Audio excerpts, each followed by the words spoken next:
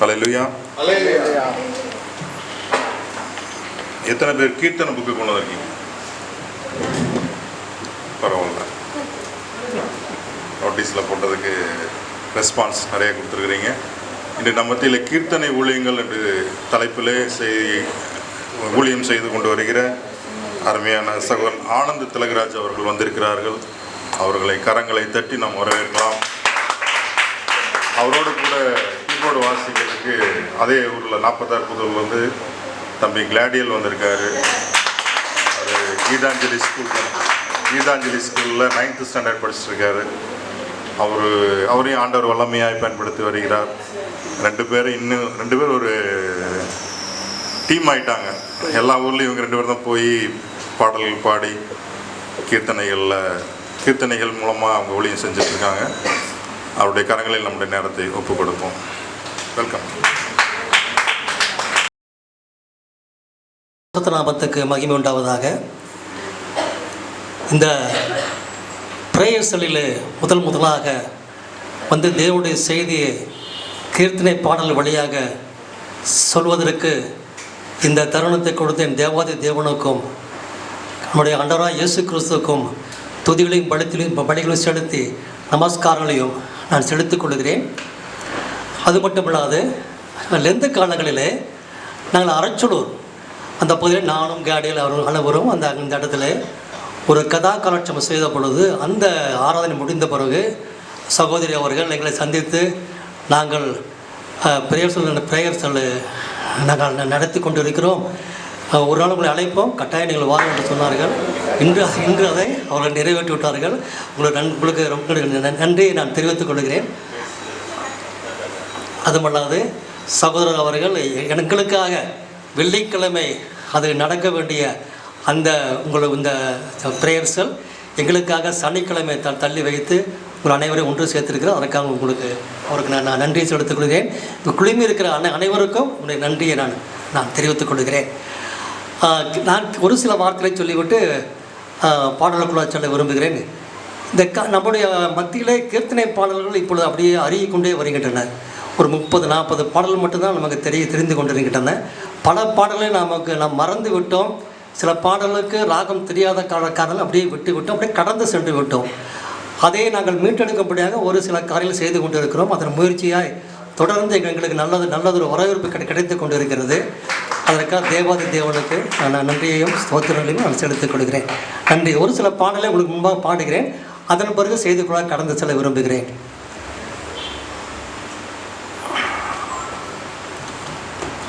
முதலாவது பாடல் கீர்த்தனை 95. முந்தனாவியே சுவாமி எந்தன் மீதிலே. இந்த பாடல் வந்து பரிசுத்த ஆவியானவரை குறித்து இந்த பாடலை அவர் குறிப்பிட்டிருக்கிறார்கள்.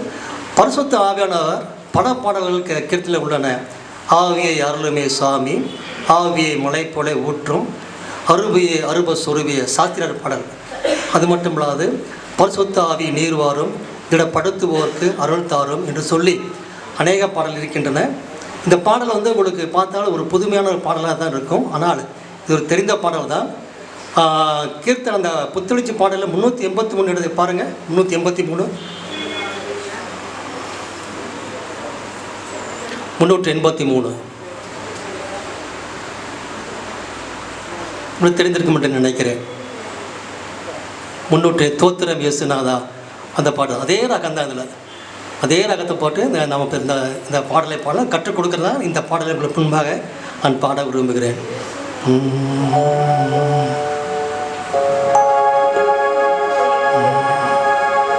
உந்தன் ஆவியே சுவாமி எந்தன் மீதினில், உந்தன் ஆவியே சுவாமி எந்தன் மீதினில் வந்து சேரவே தந்த காவுமே, வந்து சேரவே தந்த காவுமே.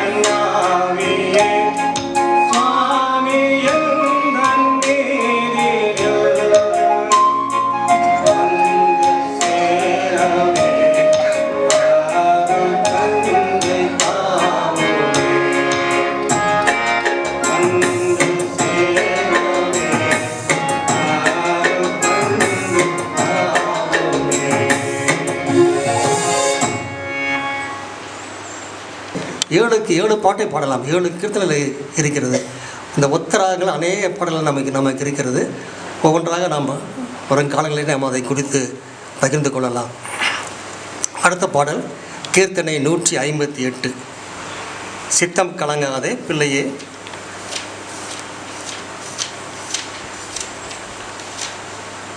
இந்த பாடலை எழுதியவர் சாமுவேல் ஐயர். இவர் ஒரு போதகர். அவர் இந்த பாடலை எழுதியிருக்கிறார். நீங்கள் ஒன்றை குறித்தும் கவலைப்படாமல் எல்லாவற்றையும் ஸ்தோத்திரத்துக்கூடிய விண்ணப்பம் பண்ணுங்கள் என்று சொல்லி அந்த வசனத்தின் அடிப்படையில் இந்த பாடல் குறிப்பிடப்பட்டிருக்கிறது. சித்தம் கலங்க, நம்முடைய கவலைகள் கஷ்டங்கள் எல்லாவற்றையும் தேவனிடத்து சொல்லுவோம். எதை குறித்து நம்ம கலங்க வேண்டாம் என்று அந்த தோரணையிலே இந்த பாடலை அவர் எழுதியிருக்கிறார். கீர்த்தனை 158.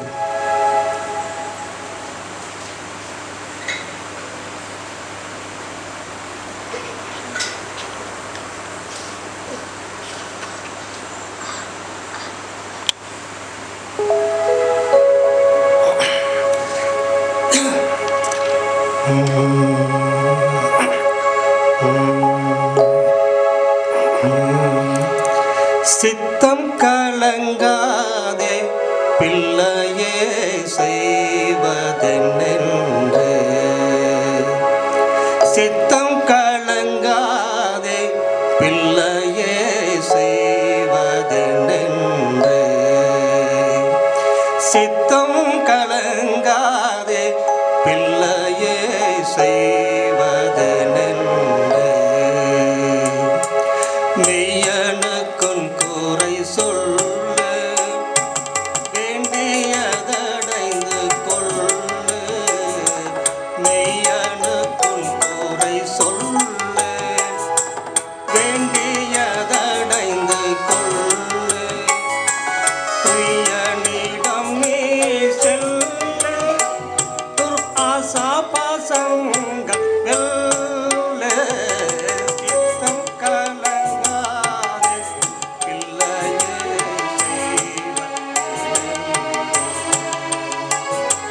சித்தம் கலங்காதே பிள்ளையே செய்வதென்று.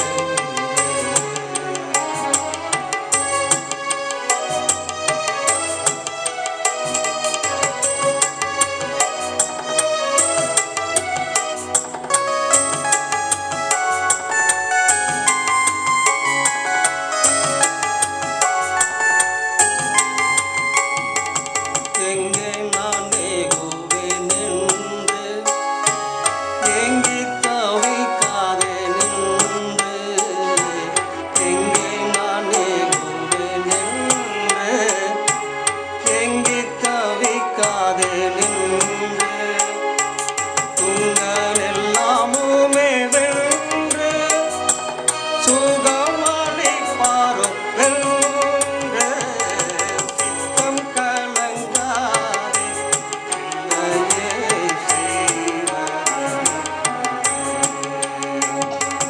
சித்தம் கலங்காதே பிள்ளையே செய்வதென்று.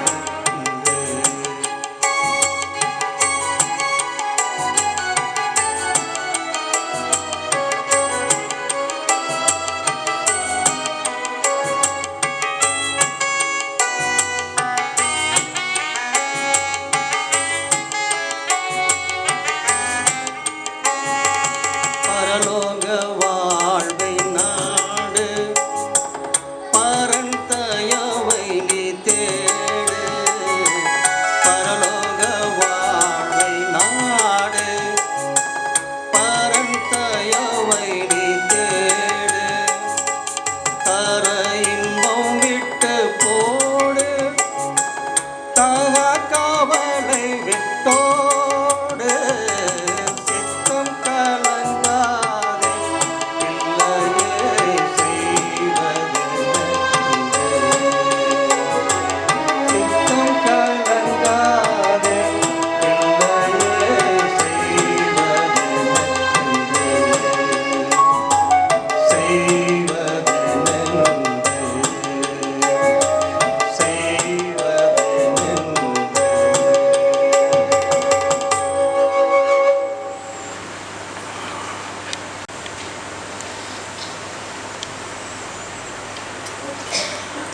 இந்த பாடலை எழுதியவர் வேதநாயகம் சாஸ்திரியார். என்றைக்கு காண்பேனோ என் இயேசு தேவா, என்றைக்கு காண்பேனோ.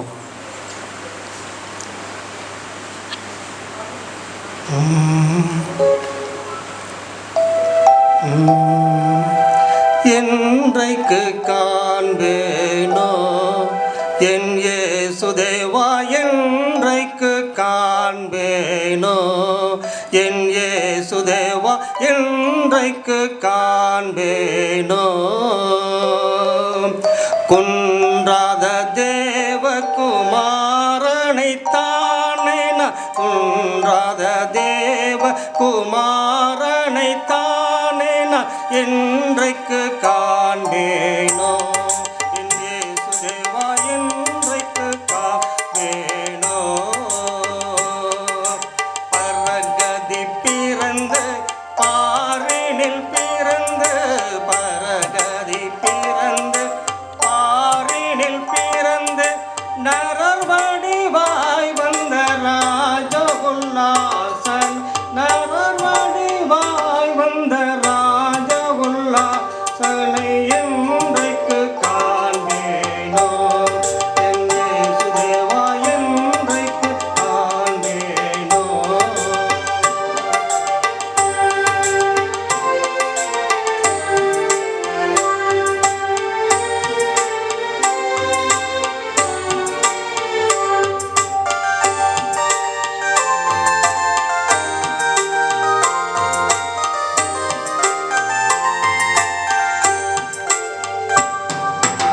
ஐந்தப்பன் கொண்டு அநேகருக்கு பயந்து, ஐந்தப்பன் கொண்டு அநேகருக்கு பயந்து, சிந்தையில் உவந்த வசீகர ஸ்நேகன், சிந்தையில் உவந்த வசீகர ஸ்நேகனை என்றைக்கு காண்பேனோ என் இயேசு தேவா, என்றைக்கு காண்பேனோ.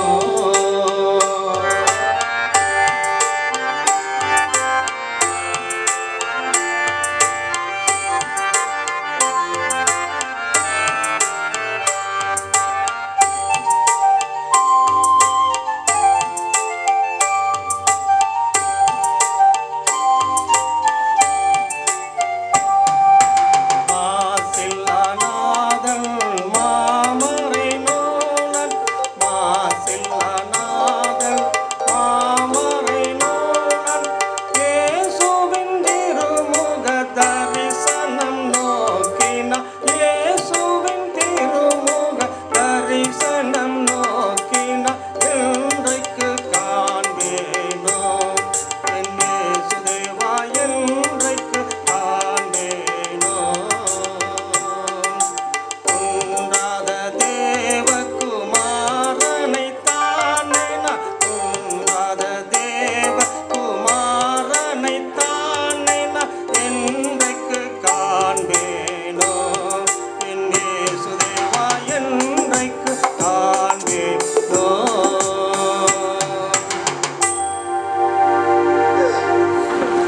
கடைசியாக ஒரு பாடலை பாடி செய்து கொள். இயேசு நேசிக்கிறார், இயேசு நேசிக்கிறார், இயேசு நேசிக்கிறார், இயேசு நேசிக்கிறார். இயேசு என்னையும் நேசிக்க யான் செய்த என்ன மாதவமோ, என்ன மாதவமோ. இயேசு நேசிக்கிறார், இயேசு நேசிக்கிறார். ஈசனாம் நினைத்தார், இயேசு நேசிக்கிறார். ஈசனாம் நினைத்தார், இயேசு நேசிக்கிறார். மாசில்லாத பரம்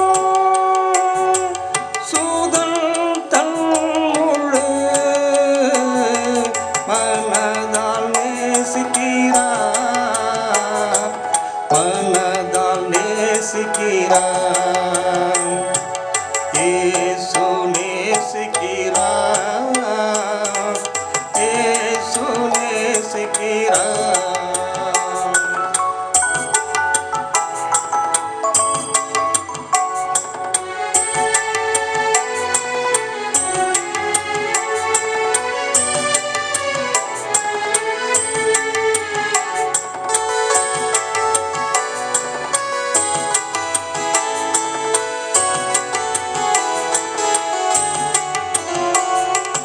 பரம தந்தை, பரம தந்தை தந்த பரிசுத்த வேதம், பரம தந்தை தந்த பரிசுத்த வேதம், நரராமீனரை நேசிக்கிறார் என்ன நவில ஆச்சரியம், நவில ஆச்சரியம். இயேசு நேசிக்கிறார், இயேசு நேசிக்கிறார்.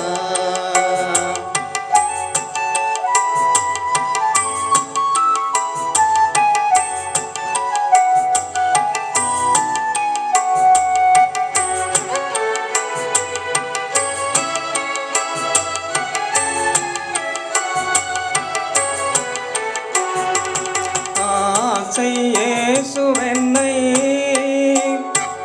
அன்பாய் நேசிக்கிறார், ஆசை இயேசுவென்னை அன்பாய் நேசிக்கிறார். அதை நினைத்தவர் அன்பின் கரத்துளே ஆவலாய் பரப்பே, ஆவலாய் பரப்பே.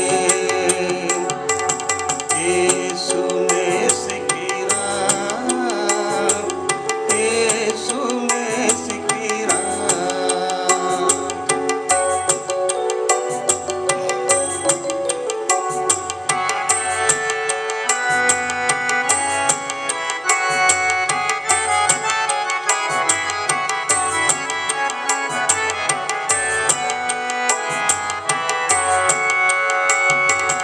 ஆசன் இயேசுவின் மேல் இன்ப கீதம் சொல்லில்,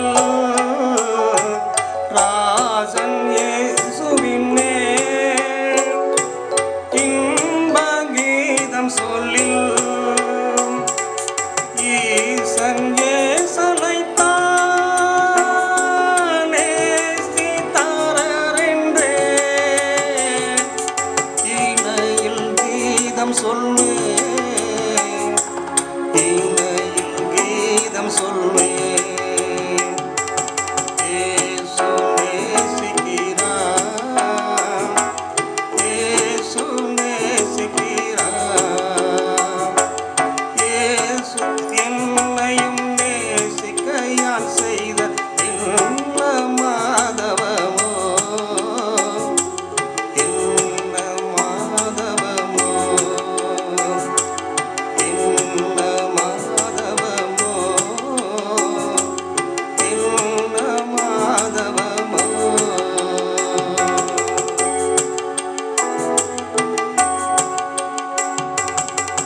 பாதுகாத்த தேவனுக்கு நாம் நன்றி செலுத்தும் விதமாகவும் இந்த புதிய வருடத்தை ஒரு ஆசீர்வாதமான ஆண்டாக நாம் வரவேற்கும்படியாகவும் தேவனிடத்தில் நாம் தலைகளை தாழ்த்தி நாம் ஜெபம் செய்வோம். கிருபையும் இரக்கமுள்ள அன்பின் ஆண்டவரே, இந்த prayer sell in his present prayer செல்லில் வந்த அடியார்கள் செய்தி அளிக்கும்படியாக நீ தந்த ஒரு சாக்கியத்தை நன்றி செலுத்துகிறோம். ஆண்டவரே, நாங்கள் இந்த பாடலோடு கூட தருகிற செய்தி இந்த மக்களுக்கு பிரயோஜனமாக இருக்கட்டும், எங்களுக்கும் பிரயோஜனமாக இருக்கட்டும். இன்னும் அநேக இடங்களுக்கு நாங்கள் சென்று இந்த ஊழியத்தை செய்யவும், அதன் மூலம் மக்கள் கீர்த்தனை பாடலை கற்றுக்கொள்ளவும் நீர் எங்களை உபயோகித்து கொண்டு வர அதற்காக நன்றி செலுத்துகிறோம். இதை ஒழுங்கு செய்த, ஏற்பாடு செய்த அது வந்திருக்கிற அனைத்து மக்களையும் ஆண்டவரே நீர் ஆசீர்வதிக்க முடியாது ஜெபிக்கிறோம். துதி கனம் மகிமை எல்லாம் உமைக்க உண்டாவதாக. இப்போ இயேசு நிமித்தமாக வேண்டிக் கொள்கிறோம் ஜீவனுள்ள அன்பின் பிதாவே. ஆமேன் ஆமேன். இந்த நாளிலே நன்றி செல்வதை குறித்து நான் உங்களுக்கு முன்பாக பகிர்ந்து கொள்ள விரும்புகிறேன். காரணம் நம்மை கர்த்தர் இம்மட்டுமாய் வழி நடத்தி அநேக சோர்வுகள் அநேக சோதனைகள் வந்த பொழுதும் அநேக பலவீனங்கள் பற்றாக்குறை வந்த போதிலும் நம்மை கண்மணி போல் பாதுகாத்து நம்மை வழி நடத்திருக்க தேவாதி தேவனை நாம் ஸ்தோத்திரிப்போம், ஒரு நன்றி செலுத்துவோம், துதி செலுத்துவோம். எப்பொழுது நம்ம செய்திக்கு முன்பாக ஒரு துதி பாடலை பாடி நான் செய்தி செல்வதன் முன்பாக வழக்கம். ஆகவே இந்த நாளிலே ஒரு H.A. கிருஷ்ணப்பிள்ளை எழுதிய ஒரு பாடல் கீர்த்தனை 162, கீர்த்தனை 162, கள்ளமுறும் கடையேனும்.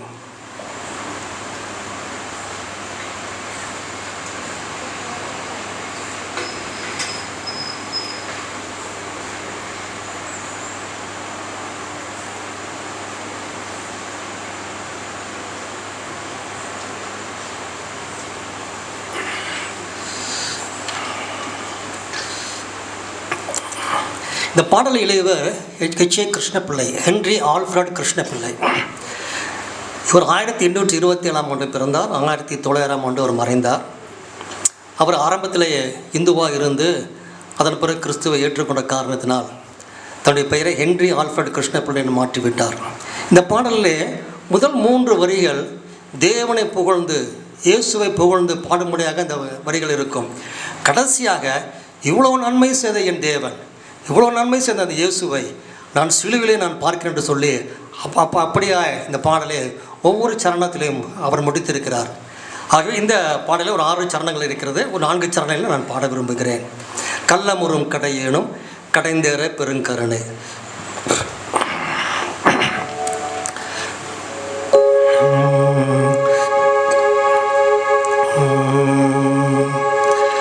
கள்ளமுறும் கடையேனும் கடைந்தேற பெரும் கருணை வெள்ளமுகம் தருள் பொழியும் விமலலோசன நிதியை. கள்ளமுறும் கடையேனும் கடைந்தேற பெரும் கருணை வெள்ளமுகம் தருள் பொழியும் விமலலோசன நிதியை. உள்ளமோவா பொருத்தனை உயிர்க்குயிரை உணவாத தெல்லமுதை தீங்கனியை சிலுவை மீசை கண்டேனே. தெல்லமுதை தீங்கனியை சிலுவை மீசை கண்டேனே.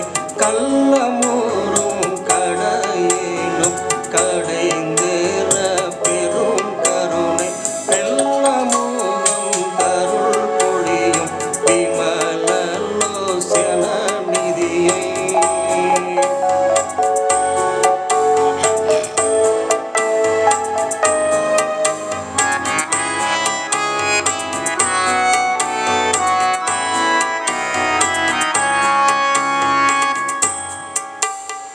படி சாய்த்த பெரும் பாவ பரம சுமந்து பரமர் தீரு. படி சாய்த்த திருமேனி வதைந்தேலி செங்குருதியுக. படி சாய்த்த பெரும் பாவ பரம் சுமந்து பரமர் தீரு. மடி சாய்த்த திருமேனி வதைந்தேலி செங்குருதியுக. முடி சாய்த்த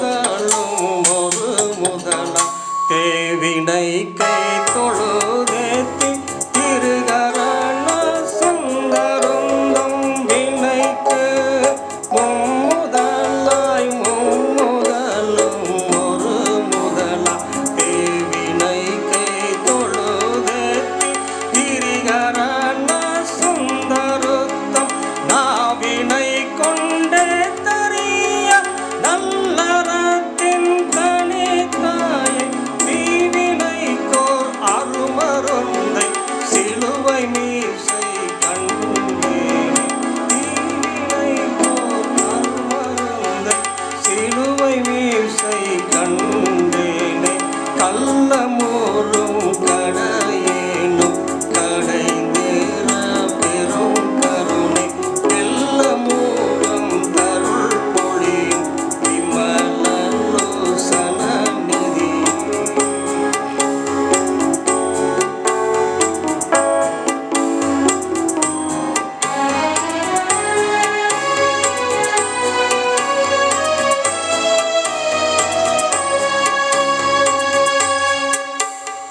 பூவாத முதல்வனை புது சுருதி மொழி பொருளை போவாது பெருங்குணத்த புத்தமனை உலகனைத்தும் மூவாத முதல்வனை முது சுருதி மொழி பொருளை போவாத பெருங்குணத்த புத்தமனை உலகனைத்தும் சாவாத பணி காக்க தனுவெடுத்து துஜம் கட்டும் கேவாதி தேவனையா சிலுவை மீசை கண்டேனே தேவாதி தேவனையா சிலுவை மீசை கண்டேனே கள்ளமூரும் கடையேனும் கடைந்தேற பெருங்கருணை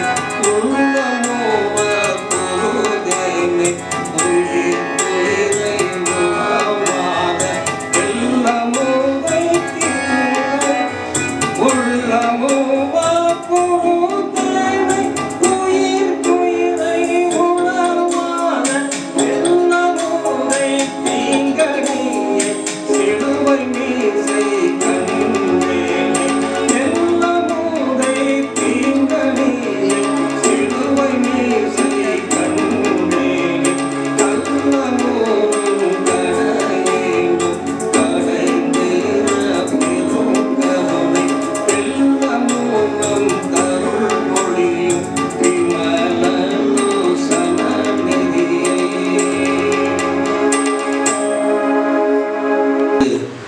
அது ஒரு ஆரம்ப காலங்களிலே தொடர்ந்து அது நடைபெற்றுக் கொண்டிருக்கிறது. முதலாவது எந்த ஒரு காரியத்தை ஆரம்பித்தாலும் தேவனுக்கும் கடவுளுக்கும் அவர்கள் வணங்கின கடவுளுக்கும் துதிகளையும் வழிகளையும் செலுத்தி தான் மற்ற காரியங்களை செல்வார்கள். நம்முடைய தென்னிந்திய திருச்சபையிலும் கூட முதலாவது திரியக தேவனை போற்றுதல் என்று சொல்லி திரியக தேவனை போற்றின பின்புதான் அதன் பிறகுதான் மற்ற காரியங்கள் எல்லாம் ஒரு பாவ மன்னிப்பு, அந்த பாவ மன்னிப்பு நிச்சயங்கள், விசுவாச பிரமாணம் போன்ற காரியங்கள் வந்து கொண்டிருக்கும். பாடல்களும் பார்த்தால் முதலாக துதி பாடல்கள் அதிகமாக இருக்கும். கீர்த்தனைகளே கிட்டத்தட்ட 19 பாடல்கள் துதி பாடல்கள் இருக்கின்றன. புத்தொழிச்சி பாடலே 10 பாடல்கள் இருக்கின்றன. பாடலில் கூட ஒரு 13 பாடல்கள் இருக்கின்றன. வேதத்திலே ஒரு குறிப்பிட்ட மனிதன் எப்பொழுதும் தேவனை துதித்துக் கொண்டே இருந்தான். அவன் யார் என்று பார்க்கணும், நம்ம அனைவரும் அறிந்த அந்த தாவீது தான். அவன் தாவீது கர்த்தரை நான் எக்காலத்திலும் துதிப்பேன், அவர் துதி எப்பொழுதும் என் வாயில் இருக்கும் என்று சொன்னான். அவன் எப்பொழுதும் கர்த்தரை துதித்துக் கொண்டே இருந்தான். கஷ்டத்திலும் துதித்தான். அந்த சவுல் அவனை துரத்திய பொழுது அவன் குகையிலே கெபிலே அடைத்துக் கொண்டிருந்த பொழுது அவன் துதித்தான். அதே போல் சந்தோஷத்திலே அவன் கிண்ணறத்தை வாசித்து தேவனை அவன் துதித்தான். அதே போல் தேவனுடைய உடன்படிக்கை பற்றி சென்ற பொழுதும் அவன் ஆடி பாடி துதித்துக் கொண்டே சென்றான் என்ற காரியத்தை நாம் பார்க்கிறோம். இது பழைய ஏற்பாட்டில் நடந்த காரியம். புதிய ஏற்பாட்டு காலத்திலே புதிய ஏற்பாட்டிலே இயேசு உயிர்த்தெழுந்த பின்பு தம்முடைய சீஷர்கள் தரிசனமாகி 40 நாட்கள் அவரோடு உறவாடி அவள் என்னென்ன செய்ய வேண்டும் என்ற காரியங்கள் எல்லாம் அவர்களுக்கு சொல்லி அதன் பிறகு வரமேறிய பொழுது அதன் முன்பாக நீங்கள் எங்கும் செல்ல வேண்டாம், நீங்கள் எருசலேமில் நீங்கள் தங்கியிருங்கள் என்று சொல்லி அவர்களுக்கு ஒரு ஆணையிட்டு விட்டு அவர் சென்றார். காரணம், அந்த நாட்களிலே உங்களுடைய தேற்றர வளன் வந்து உங்களை தேற்றும் என்று சொல்லி அவர் பரம்பரை காரியத்தை பார்க்கிறோம். அந்த நிலைமையிலே அவர் தேவனை அவர்கள் துதித்தார் என்று லூக்கா 24:52-53 பார்க்க முடியும். லூக்கா 24:52-53.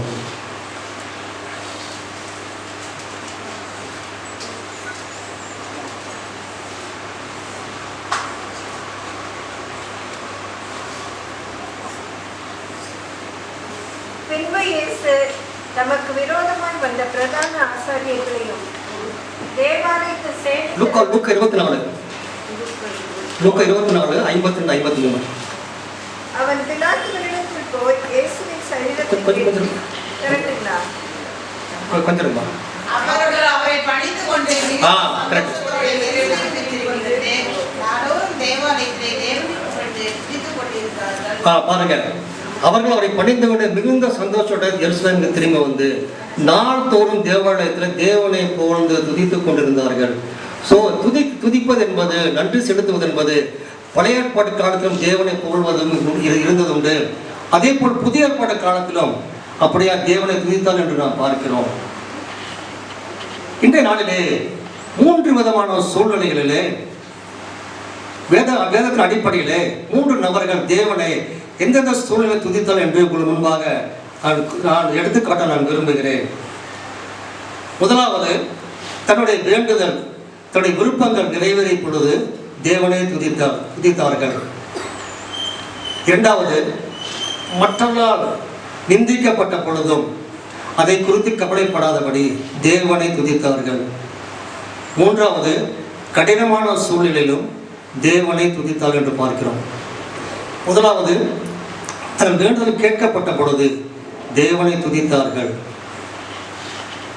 ஒரு நிந்தைக்குள்ளாக வந்த பொழுதும், ஒரு கஷ்டத்துக்குள்ளாக வந்த பொழுதும், ஒரு ஏளனம் அடைகின்ற சூழ்நிலை வந்த பொழுதும் அவர்கள் தேவனை துதித்தார்கள். அதே போல் ஒரு இக்கட்டான சூழ்நிலையிலே இருந்தும் தேவனை துதித்தார்கள் என்று நாம் பார்க்கிறோம். அதற்கு முதலாவதாக தங்கள் வேண்டுதல் நிறைவேறிய பொழுது 2 பெண்மணிகள் தேவனை துதித்தார்கள் என்று பார்க்கிறோம். அதற்கு எடுத்துக்காட்டாக முதலாவது 1 சாமுவேல் 1ஆம் அதிகாரத்தை எடுத்து வைத்துக் கொள்ளுங்கள். 1 சாமுவேல் 1ஆம் அதிகாரம். அதில் எல்கனா என்ற மனிதனுக்கு 2 மனைவிகள். ஒருவர் பெயர் அன்னாள், இன்னொரு பெயர் பெனினாள். பெனினாளுக்கு குழந்தைகள் இருந்தது, ஆனால் அன்னாளுக்கு குழந்தை இல்லை. ஆகவே அண்ணா அவளை அடிக்கடி அவளை மல்லடி என்று சொல்லி அவளை மனமடி வாக்கினான் என்று தேசத்தில் நாம் பார்க்கிறோம். ஒரு முறை ஒரு பண்டிகைக்கு சொல்லுகிற பொழுது அண்ணாள் அந்த ஆலயத்துக்கு சென்று தன் இருதயத்தை ஊற்றுகிறார். எனக்கு ஒரு குழந்தையிலே என்னை எல்லோரும் மலடை என்று சொல்கிறார்கள். என்னுடைய சக்கரத்தினை மிகவும் கேவலமாக நடத்தி கொண்டிருக்கிறார்.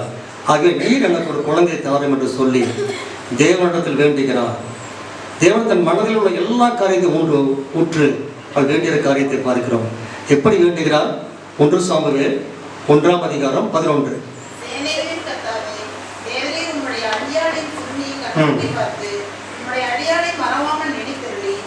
அடியாளுக்கு ஒரு ஆண் பிள்ளையை கொடுத்தால் அவன் உயிரோருக்கும் சகல நாளும் நான் அவனை கர்த்தருக்கு ஒப்புக் கொடுப்பேன். அவன் தலையின் மேல் சவரன் கத்தி படுவதில்லை என்று ஒரு பொருத்தனை பண்ணினாள். அவன் பொருத்தனை பாருங்க, என் வேண்டுதல் நிறைவேறினார், என் விருப்பம் நிறைவேறினார், அவளை உமக்கென்று நான் ஒப்புக் கொடுப்பேன் என்று சொல்லி அந்த இடத்துல ஒரு வேண்டுதல் பொருத்தனை செய்கிறான் என்று பார்க்கிறோம். அதன்படி அண்ணா கற்பந்தரித்து ஒரு ஆண் குழந்தையை பெற்றெடுத்தால் அவளுக்கு சாமுவேல் என்று பெயரிட்டார் என்று இந்த வருகின்ற காரியங்களை பார்க்க முடியும். அந்த பிள்ளை பால் மறந்த பிறகு அவள் வேண்டுதல் படியே அந்த ஆலயத்தில் சென்று அந்த குழந்தையை விட்டுவிடுவதற்கு அவள் ஆயத்தப்படுத்தினாள். போய் ஏலியிடம் சொல்கிறாள், ஏலியே, அன்று நான் உடன் ஜெபம் செய்த பொழுது நீ என் ஜெபத்துக்கு நீனை ஆசீர்வதித்தார்கள். கடவுள் எனக்கு ஒரு ஆண் குழந்தையை கொடுத்தார். அதன்படியே இந்த குழந்தைக்கு நான் ஆண்டவரிடத்தில் ஒப்புக் கொடுக்கிறேன். இந்த ஆலயத்தில் அவன் பணிவிடைக்காரனாக இருக்கட்டும் என்று சொல்லி அந்த ஆலயத்திலே அவள் ஒப்புக் கொடுத்தாள். அதே 1 சாமுவேல் 27-28. இந்த பிள்ளைக்காக விண்ணப்பம் பண்ணினேன். நான் கர்த்தரிடத்தில் கேட்ட என் விண்ணப்பத்தின்படி எனக்கு கட்டளையிட்டார். ஆகையால் அவன் கர்த்தருக்கென்று கேட்கப்பட்டபடியினால் அவன் உயிரோடு இருக்கும் சகல நாளும் அவனை கர்த்தருக்கே ஒப்புக் கொடுக்கிறேன் என்றான். அவன் அங்கே கர்த்தரை பணிந்து கொண்டான். சொல்றான், என் விண்ணப்பத்தின்படி கர்த்தர் எனக்கு இந்த குழந்தையை கொடுத்தபடினா நான் அவரிடத்தில் இந்த குழந்தையை ஒப்புக் கொடுக்கிறேன் என்று சொல்லி அங்கே கர்த்தரை பணிந்து கொண்டவர்கள் பார்க்கிறோம். ஒரே குழந்தை, நீண்ட நாட்கள் கழித்து பிறந்த குழந்தை, எப்படி அவனால் அதற்கு கொடுக்க முடிந்தது? காரணம், நான் தேவனிடம் வேண்டினேன், தேவன் என் விருப்பத்தை நிறைவேற்றினார். இனி என்னை யாரும் மலடி என்று சொல்ல மாட்டார்கள், இனி என்னை யாரும் மலடி என்று சொல்ல மாட்டார்கள். நான் ஒரு குழந்தைக்கு தாய் என்ற பெருமிதத்தோடு அதை இந்த குழந்தையை தேவனிடத்தில் இந்த ஆலயத்தில் விட்டால் என்று பார்க்கிறோம். இதே போல நாம் அநேக காரியங்களை நாம் இந்த நாட்களை வேண்டுதல் செய்கிறோம், பொருத்தனை செய்கிறோம். குறிப்பாக புதிய ஆண்டின் தொடக்கத்தில் அநேக காரியங்களை நாம் தேவனோடு நாம் ஒப்புரவாகி, தேவனோடு நாம் காரியத்தை நாம் உறவாக்கி, இப்படி இருப்பேன் அப்படி இருப்பேன் என்று சொல்லிக் கொண்டிருக்கிறோம். ஆனால் எந்த அளவுக்கு நாம் அதில் நிலைத்து நிற்கிறோம் என்று பார்க்க வேண்டும். ஆனால் தன் ஒரே குழந்தையை தேவனிடத்தில் ஒப்புக் கொடுத்தார். தேவனிடத்தில் ஒப்புக் கொடுத்தார். ஒப்புக் கொடுத்த பிறகு அவள் கர்த்தரை பணிந்து கொண்டு திரும்பி சென்றார். நாம் நம்முடைய பொருத்தனையிலோ நம்முடைய வேண்டுதலோ எதை நாம் தேவனுக்கு செய்ய வேண்டும் என்று நாம் உறுதியாக நாம் நிற்கிறோமோ அதில் உறுதியாக நிற்க வேண்டும், அதை செய்து முடிக்க வேண்டும். ஆகவே தான் நீ பொருத்தனை செய்து அதை நீ நிறைவேற்றிவிடு, இல்லாமல் நீ பொருத்தனையே செய்யாத என்ற நீதிமொழியில் பிரசங்களை பார்க்கலாம். பிரசங்கி 5ஆம் அதிகாரம் 4:5 பார்க்கலாம்.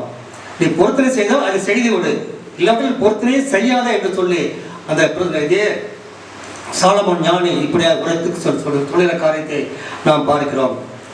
சரி, அண்ணா குழந்தையை விட்டு விட்டார். அதன் பிறகு அவள் என்ன செய்தால்? வருத்தத்தோடு சென்றாளா? அதுதான் இல்லை. இந்த 2ஆம் அதிகாரத்திலே 1ஆம் அதிகாரத்திலிருந்து 10 வரைக்கும் பாருங்க, அப்படியே தேவனை துதிப்பாள், அப்படியே துதித்துக் கொண்டே இருப்பாள். என் குழந்தையை நீ கொடுத்து சொல்லி அநேக வார்த்தைகளை சொல்லி தேவனை துதித்துக் கொண்டே இருந்தார். அது முக்கியமான காரியம் 1 சாமுவேல் 2ஆம் அதிகாரம் 8ஆம் வசனம்.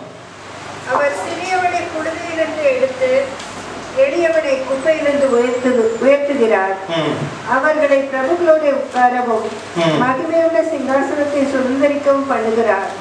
பூமியின் அஸ்திபாரங்கள் கர்த்தருடையவைகள், அவரே அவைகளின் மேல் பூச்சக்கரத்தை வைத்தார்.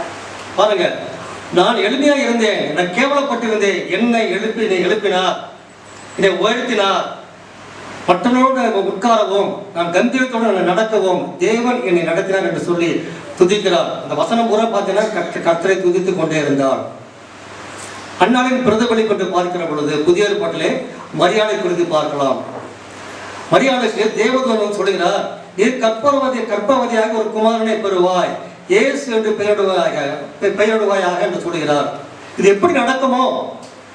நான் புருஷனை அறியேன் என்று சொல்லி அவள் கவலைப்பட்ட பொழுதும் ஆனால் தேவனுடைய வார்த்தையை அவள் மதித்ததினால் அதை ஏற்றுக்கொண்டார். அந்த நாட்களிலே ஒரு கன்னியை கற்பந்தரித்தது என்பது சமூகத்தில் எவ்வளவு பிரச்சனை இருந்திருக்கும், அதையும் அவன் ஏற்றுக்கொண்ட காரணம் இந்த என்னிடத்தில் பிறக்கின்ற அந்த வித்து இந்த உலகத்தை ரட்சிக்கிற இம்மானுவேல் என்று சொல்லி அதை அப்படியே ஏற்றுக்கொண்டார். அதன் பிறகு எலிசபெத் வீட்டுக்கு சொல்லுகிறார். அப்பொழுது எலிசபெத் அவளை பரிசுத்தால் நிறைந்து அவளை வாழ்த்துகிற காரியத்தையும் பார்க்கிறோம். அதன் பிறகு மரியா லூக்கா 1ஆம் அதிகாரம் 41ஆம் அதிகாரம் 46 55 வரைக்கும் அவள் தேவனை துதிக்கிறார். 46 படிக்கல, 1:46. கர்த்தரை மகிமைப்படுத்துகிறது.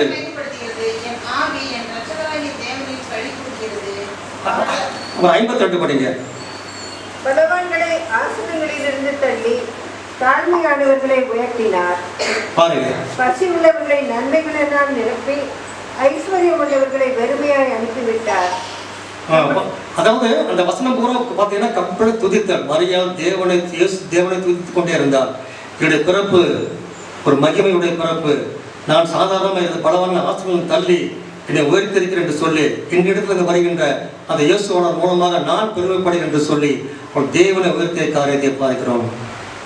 இப்படியாய் அவள் உயர்த்தி அந்த தேவனை, அந்த ரட்சகரை நாமும் புகழ்ந்து பாடுவோமா? வீரமா முனிவர் கீர்த்தனை 39 ஒரு பாடலை எழுதியிருக்கிறார். கீர்த்தனை 39.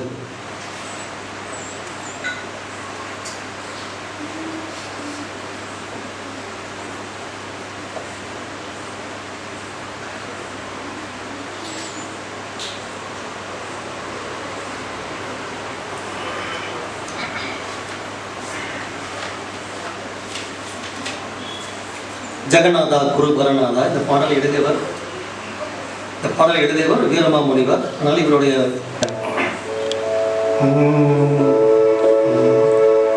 ஜெகநாதா குருபரநாதா, ஜெகநாதா குருபரநாதா, திருவருள் தாதா இயேசு பிரசாதநாதா, ஜெகநாதா குருபரநாதா. திகழும் தாதா புகழும் பாதா, திகழும் தாதா புகழும் பாதா, திகழும் வேத போதா, ஜெகநாதா குருபரநாதா, திருவருள்நாதா இயேசு பிரசாதநாதா, ஜெகநாதா குருபரநாதா.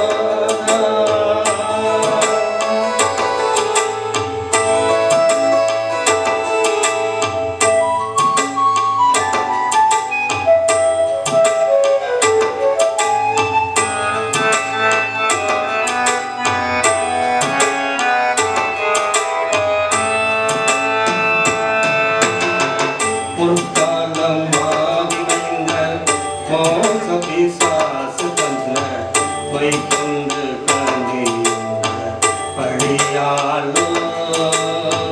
முற்காலம் மாறிமைந்த மோச பிசாசு தந்த வைகுந்து கண்டிந்த பழியாளோ.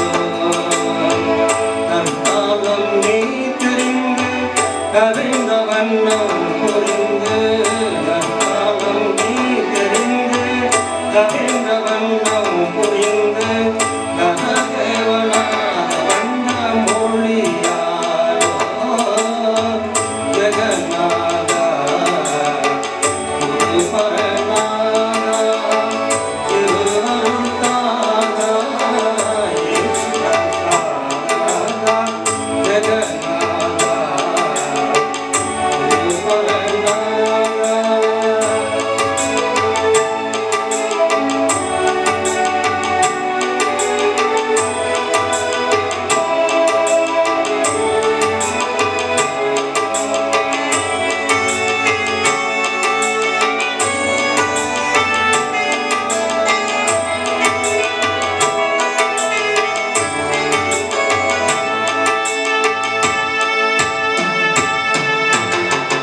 பெரிய கோலம் தலைப்பே இந்தவரியாரும் இணையோகம் இணையிட தேரிங்காயே. எளிய கோலம் தலைப்பே இந்தவரியாரும் இணையோகம் இணையிட தேரிங்காயே.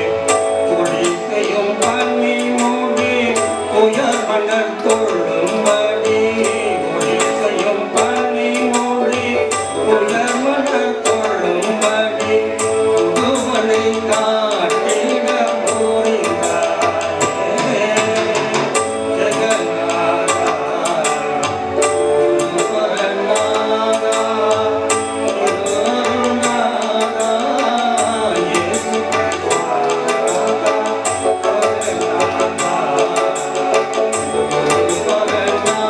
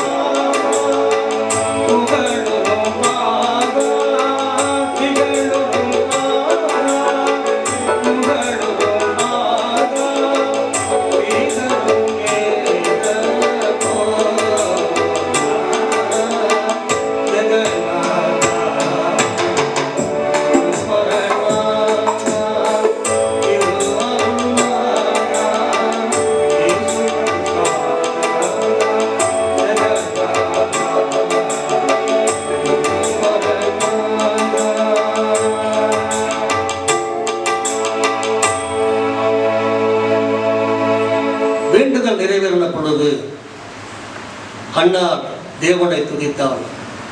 தன் வயிற்றிலே பிறப்பது இந்த உலகத்தை ரட்சிக்கக்கூடிய இம்மானுவேல் என்று சொல்லி அந்த மரியாள் அதை நினைத்து தேவனை துதித்தார். இரண்டாவது காரியம், கடினமான சூழ்நிலையிலும் தேவனை துதித்தார் என்று பார்க்கிறோம். ஒரு இக்கட்டான சூழ்நிலையிலும் தங்களை கேவலப்படுத்துகின்ற சூழ்நிலையிலும் தேவனை மறவாமல் துதித்த யார் என்று பார்க்கிற பொழுது அதுதான் தாவீது அரசன். தாவீது அரசன் பதவியேற்ற பொழுது அவனுக்கு வயது 30 வயது. இஸ்ரேல் தேசத்தை 40 வருடங்கள் அவன் அரசாண்டான் என்று பார்க்கிறோம். ஆனால் அவனுக்குள்ளே ஒரு கவலை, தேவனுடைய பெட்டியே அது கூடாரத்தில் இருக்கிறது, அதை தாவீது நகரை கொண்டு வந்து அதற்கென்று ஒரு இடத்தை ஏற்பாடு செய்ய வேண்டும் என்று அந்த ஒரு பாரம் அவனுக்குள்ளாக இருந்தது. அந்த தேவனுடைய பெட்டி அபினதாவின் வீட்டிலே ஒரு குன்றின் மேல் அது இருந்த காரியத்தை பார்க்கிறோம். 2 சாமுவேல் 5:4 பார்க்க முடியும், அந்த காரியத்தை பார்க்க முடியும். ஆகவே தேவனுடைய பட்டியை அங்கிருந்து கொண்டு வர விரும்பி அவன் என்ன செய்தான் என்று பார்க்கிற பொழுது இஸ்ரவேலிலே 30,000 பேர் சிறந்த நபர்களை அவன் தெரிந்தெடுத்துக் கொண்டு அந்த அபினதாவின் வீட்டுக்கு சென்று தேவனை பற்றியே ஒரு மாட்டு வண்டியில ஏற்றி அதை அபினதாவின் குமாரர்கள் ஊசாவும் அகியோவும் அதை நடத்தி கொண்டு வருகிற காரியத்தை பார்க்கிறோம். அப்படி வந்து கொண்டிருந்த பொழுது மாடுகள் மிரண்டு தேவனை பற்றி சாய்ந்த பொழுது அந்த ஊசா தொட்டான். தேவன் உடனே அவனை அந்த இடத்திலே அவன் அடித்தான் என்று பார்க்கிறோம். 2 சாமுவேல் 6:5 அதை காண முடியும். உடனே தாவீதுக்கு ஒரு பெரிய பயம் வந்து விட்டது. ஏன் இந்த காரியம் எனக்குள்ளாக நடந்தது? நான் சரியாகத்தான் செய்தேனே, தேவனுடைய விருப்பத்தை நிறைவேற்றும்படியாக நான் இவ்வளவு ஏற்பாடுகளை செய்து நான் வந்தேனே என்று சொல்லி அவன் மிகவும் பயம் அடைந்தவனாய் அந்த பெட்டியை ஓபேத் ஏதோவன் வீட்டிலே அவர் வைத்து விட்டார் என்று பார்க்கிறோம். ஓபேத் ஏதோவன் வீட்டிலே அவர் வைத்து விட்டார். அதன் பிறகு தொடர்ந்து அவரால் செல்ல முடியவில்லை. காரணம், இவ்வளவு நான் தேவனுடைய பற்றியை இவ்வளவு ஆடம்பரமாக ஆடல் பாடலோடு தேவனை துதித்துக் கொண்டே நான் கொண்டு வந்த இந்த பெட்டியை ஊசா தொட்ட பொழுது ஏன் அவன் மறித்தன்ற அந்த மன கிளேசம், அந்த பயம் அவனுக்குள்ள மூண்டு கொண்ட காரணத்தினால் இது தொடர்ந்து செல்வது நல்லதல்ல, நாம் தேவனிடத்தில் கேட்டு எதன்படி செய்ய வேண்டும் என்று சொல்லி அதை அவன் சரியாக செய்யும்படியாக அந்த பெட்டியை ஓபேத் ஏதோவன் வீட்டிலே வைத்திருந்தான். அங்கு 3 மாதங்கள் அந்த பெட்டி அங்கிருந்த காரியத்தை பார்க்கிறோம். 3 மாதங்கள் அங்கிருந்தது. 2 காரியத்தை இதிலிருந்து நாம் காண முடியும். ஒருவேளை நம்முடைய வாழ்க்கையில் ஏற்படுகின்ற தடுமாற்றங்கள், வாழ்க்கையில் ஏற்படுகின்ற குறைபாடுகள், இழப்புகள் நம்மை ஒருவேளை சோர்வடைய செய்யும், நம்மை பலவீனப்படுத்தும், நம்முடைய சிந்தையை பலவீனப்படுத்தும். தேவனை கண்டு செலுத்துகின்ற நேரத்தை செலுத்த முடியாதபடி மனம் பல வழிகளை அங்கேயும் ஓடிக்கொண்டிருக்கிற காரியத்தை நாம் பார்க்க முடியும். ஏன் இப்படி நடந்தது? நான் ஒழுங்காகத்தான் சென்று கொண்டு எல்லாம் நான் செய்து கொண்டிருக்கிறேனே, ஆலயத்தில் செல்கிறேனே, ஆலயத்தில் கொடுக்கிறேனே, எல்லாம் செய்து கொண்டிருக்கிறேன், ஏன் இந்த காரியம் எனக்குள்ள நடந்தது என்று நான் ஒரு சிந்தித்துக்கூடிய காரியத்தை நாம் பார்க்கிறோம். அதே தான் தாவீது செய்கிறான். நாம் ஜெபிக்கிற பொழுது கர்த்தர் அதை வெளிப்படுத்துவார். ஏன் இந்த காரியம் நடந்தது? தாவீது சிந்தித்தபடியே நாம் சிந்தித்து அதிலிருந்து விடுபடுவதற்கு நாம் முயற்சிக்க வேண்டும். 2வது செய்தி என்னவென்று பார்க்கிற பொழுது அந்த ஓபேத் ஏதோவன் வீட்டிலே அந்த பெட்டி இருந்த பொழுது தேவன் அந்த வீட்டை ஆசீர்வதித்தார் என்று பார்க்கிறோம். தேவன் அந்த வீடு ஆசீர்வதிக்கப்பட்டது என்று பார்க்கிறோம்.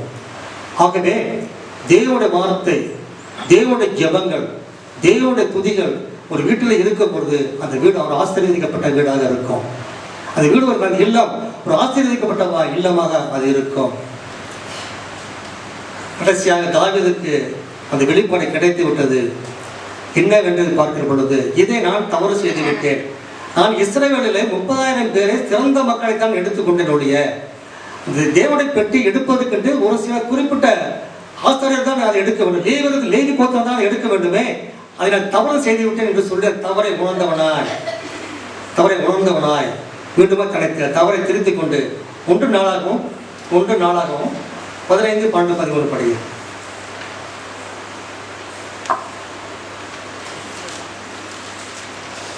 1 நாளாகவும் 15, 12, 13. அவர்களை நோக்கி, லேவியரில் நீங்கள் பிதாக்களுடைய சந்ததிகளின் தலைவர்.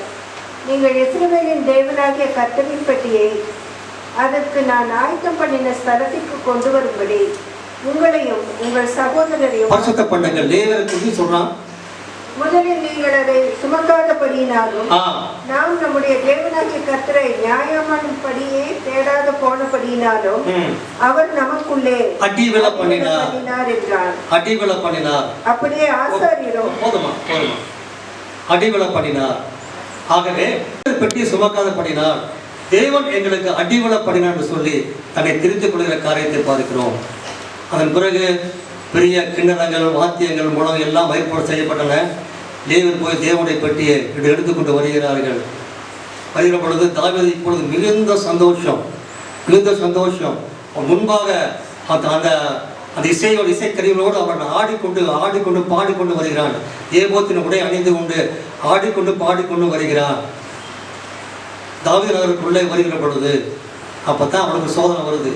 அப்போத்தான் அவனுக்கு இக்கட்டான நிலைமை வருது. அதே 3 நாளாகவும் 29 படிங்க.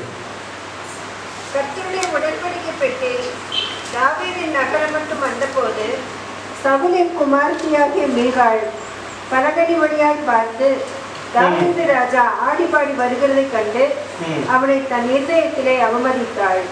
பாருங்க, சவுலின் மகன் மீகாள் இந்த தாவீதுக்கு மனைவி ஆடி பாடி வருகிறதை கண்டு தன் இருதயத்தில் அவமதித்தாள். அவனை கிளேசப்படுத்தினாள், அவனை அவமானப்படுத்துகிறாள். இப்படி ஒரு ராஜா தெருவில் நின்று கொண்டு தன் வேல்வத்திரங்களை கழட்டி விட்டு ஒரு சாதாரண உடை அணிந்து கொண்டு இப்படி ஆடி பாடி வருகிறான் என்று சொல்லி அவள், நான் ஒரு ராணி, எனக்கு அவமானம் என்று சொல்லி அவள் மிகுந்த அவனை அவமதிக்கிற காரியத்தை பார்க்கிறோம். அதன் பிறகு தேவனுடைய பெட்டியை அந்த தாவீது அவருக்கு கொண்டு வந்து அந்த இடத்துல வைத்து விட்டு மக்களை பலி செலுத்தி அந்த மக்களுக்கெல்லாம் அவன் ஆசீர்வாதம் செய்த பிறகு அவருடைய இல்லத்துக்கு வருகிற பொழுது அங்கே தான் அவனுக்கு சோதனை காத்துட்டு இருக்குது. ஒரு 2 சாமிகள் 6:20 படிங்க. தாவீது தன் வீட்டாரை ஆசீர்வதிக்கிறதுக்கு திரும்பும்போது சவுலின் குமாரத்தியாகிய மீகாள் தாவீதுக்கு எதிர்கொண்டு வந்து, அற்ப மனுஷரில் ஒருவன் தன் வஸ்திரங்களை கலற்றிக் கொள்வது போல இன்று தம்முடைய ஊழியக்காரருடைய பெண்களின் கண்களுக்கு முன்பாக தம்முடைய வஸ்திரங்களை உரிந்து போட்டிருந்த இஸ்ரவேலின் ராஜா இன்று எத்தனை மகிமை பாட்டிருப்பார்.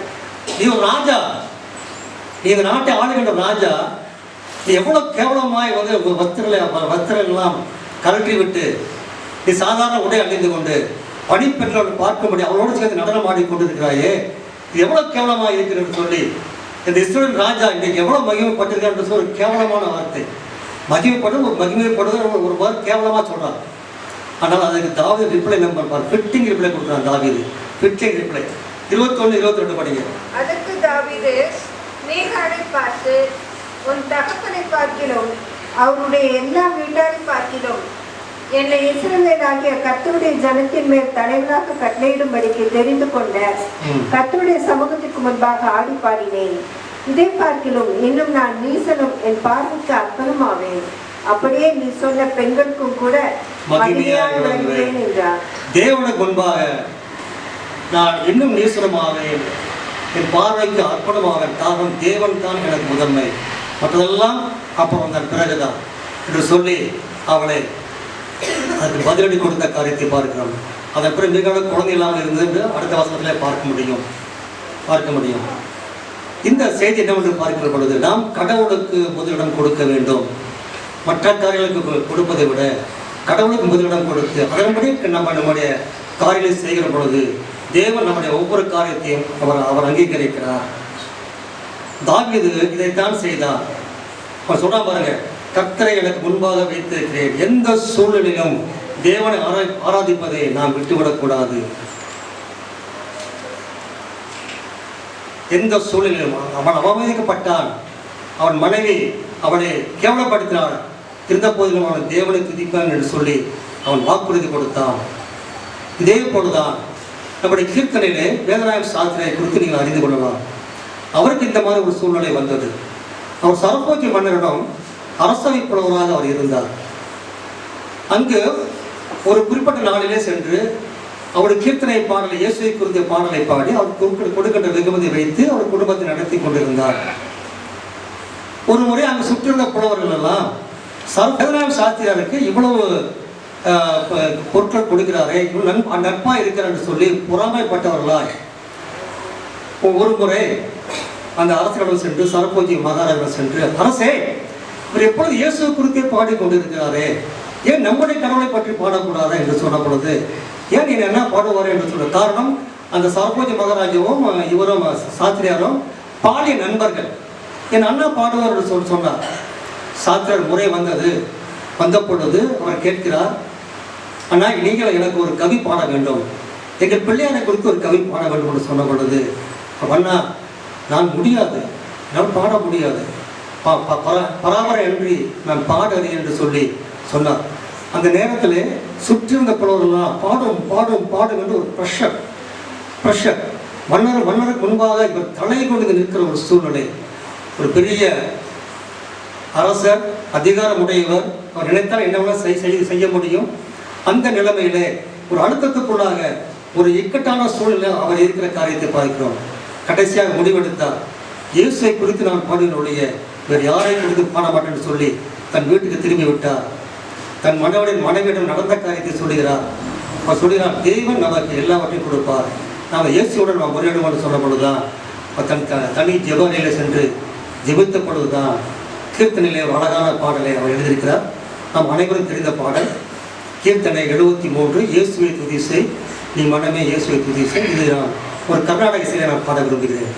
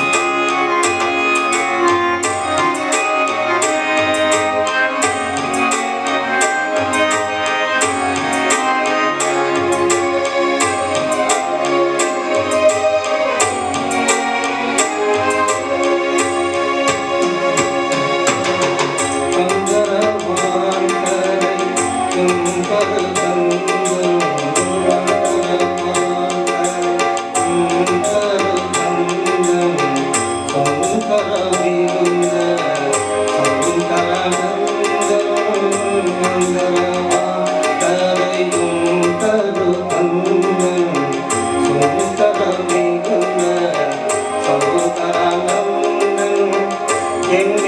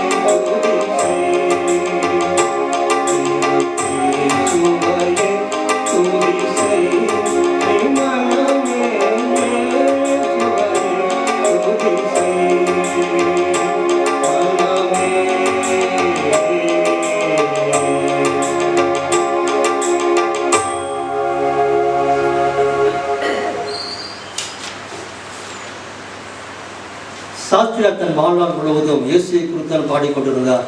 கடைசி தன் வாழ்நாள் இறுதியிலும் அதைத்தான் பாடிக்கொண்டிருந்தார் என்று பார்க்கிறோம். வேண்டுதல் நிறைவேறிய பொழுது அன்னாள் மரியாள் தேவனை துதித்தார்கள். அதை பொருட்படுத்தாதபடி அவன் ஆடுவேன் இன்னும் ஈசனமாவேன் என்று சொல்லி தேவனுக்கு முன்பாக அவன் தன்னுடைய உறுதியை அவன் கொடுக்க என்று பார்க்கிறோம். மூன்றாவதாக ஒரு கடினமான சூழ்நிலையிலும் தேவனை துதித்தார்கள். இக்கட்டான சூழ்நிலையிலும் தேவனை துதித்தார் என்று பார்க்கிறோம். அதற்கு அப்போஸ்தலர் 16ஆம் அதிகாரத்தை எடுத்து வைத்துக் கொள்ளுங்கள். அப்போஸ்தலர் 16:14-33. பவுல் லீதியாள் என்பன் வீட்டிலே அவன் அங்கு தங்குகிறான். அப்பொழுது குறி சொல்லுகிற பெண் அவர்களை பார்த்து, இந்த மனுஷர் தேவனுடைய ஊழியக்காரர் என்று சொல்லி அனுதினமும் அவளை தொந்தரவு செய்து கொண்டிருக்கிற பொழுது அவன் பவுல் சினம் கொண்டு அந்த அசுத்த ஆவியை துரத்துகிறான். அந்த குறி சொல்லுகிற பெண்ணை வைத்து பணம் சம்பாதிக்கிற அந்த மனிதர், இதனால் என்னுடைய வருமானம் கெட்டுவிடும் என்று சொல்லி இவன் பிசாசனை துரத்துகிறானா என்று சொல்லி என்னுடைய வருமானம் கெட்டுவிடும் என்று சொல்லி அந்த பவுலையும் சீலாவையும் அந்த சந்தை வெளியிலே கொண்டு அதிகாரத்தில் ஒப்படைக்கிறார்கள். அந்த மக்கள் எல்லாரும் அவனை அடித்து துன்புறுத்தி வஸ்திரங்கள் எல்லாம் கழித்து சிறைச்சாலையிலே போட்டு விடுகிறார்கள். அவன் கால்களை விளங்கிட்டு அவனை உள்ள சிறைச்சாலையை அடைத்து விடுகிறார்கள். தொழுவ மரத்தில் கால்களை கட்டியிருக்கிறார்கள். இக்கட்டான சூழ்நிலை, சிறைச்சாலை, கால்கள் கட்டப்பட்டிருக்கின்றன, தப்பிக்க வழி இல்லை. ஆனால் அந்த நேரத்திலே பவுலும் சீலாவும் என்ன செய்தார்கள் பார்க்கிறோம். 16:25 படிங்க.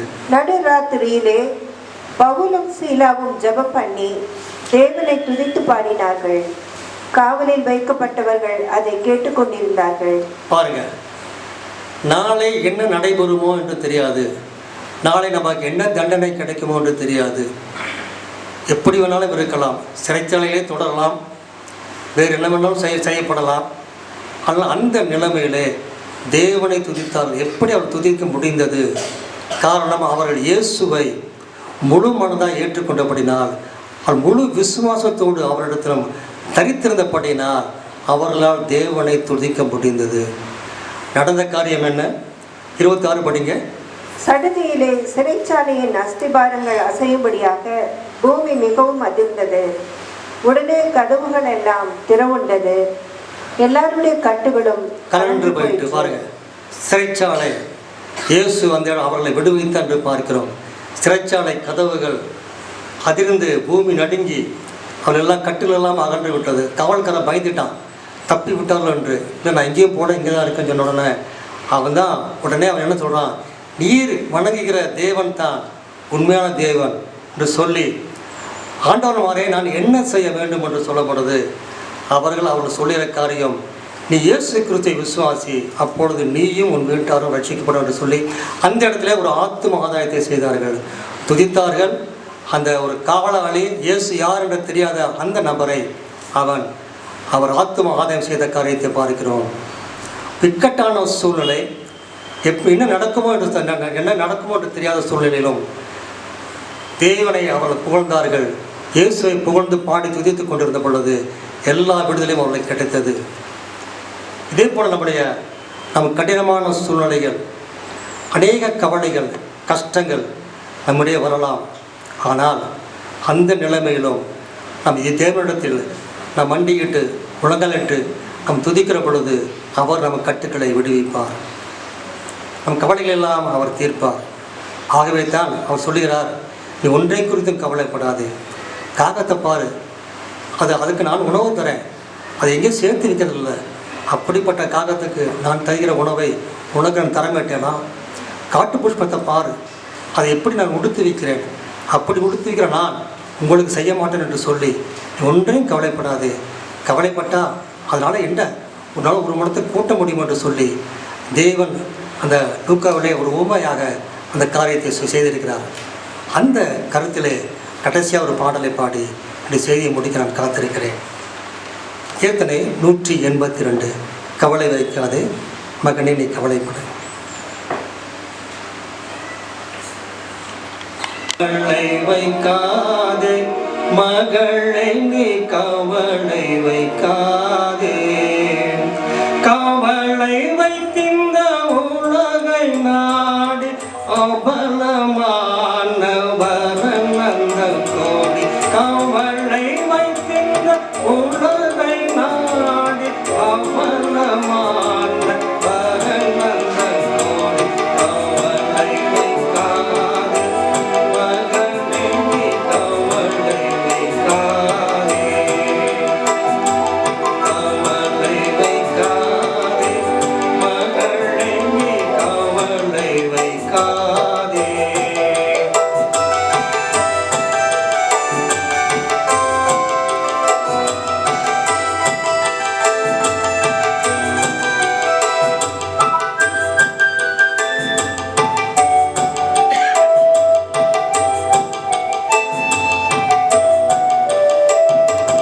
என்ன நான் பூசிப்பேன் என்று, நாளை என்ன நான் குடிப்பேன் என்று,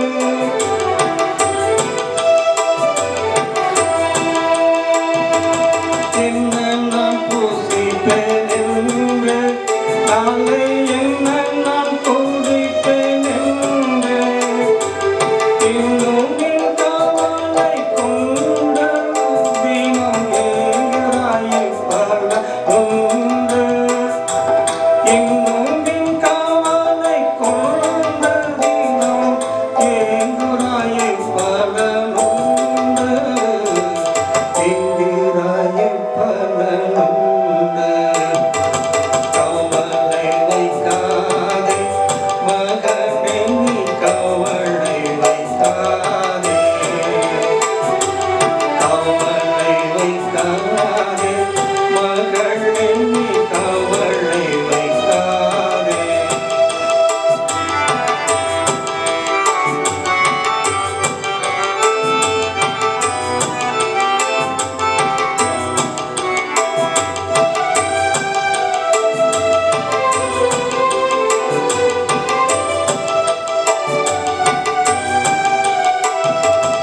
ஆகங்களை நோக்கி பாரு, நல்ல களஞ்சியம் உண்டோ வேறு, ஆகங்களை நோக்கி பாரு, நல்ல களஞ்சியம் உண்டோ வேறு, தாகம் பசிக்க வைக்காது நீரை தருகிறார் என்று தோன்று, காலம் பசிக்க வைக்காது தருகிறார் என்று தோன்று, தருகிறார் என்று தோன்று.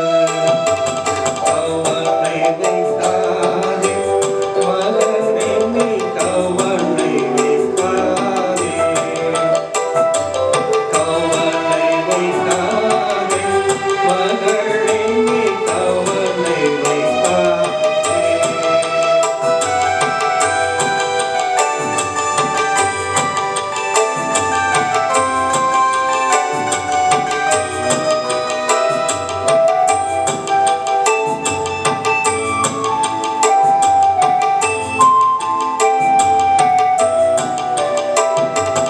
உடையும் கவலையாலே மனம் உடையும் பல வேளை,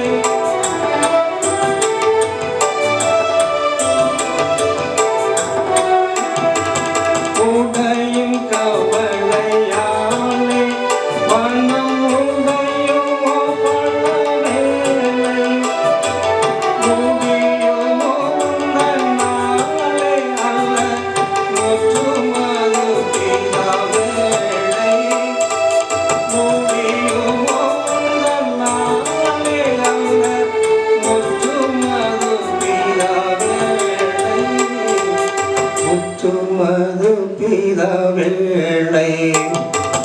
கவலை வைக்காதே மகனே நீ கவலை வைக்காதே, கவலை வைக்காதே மகளே நீ கவலை வைக்காதே.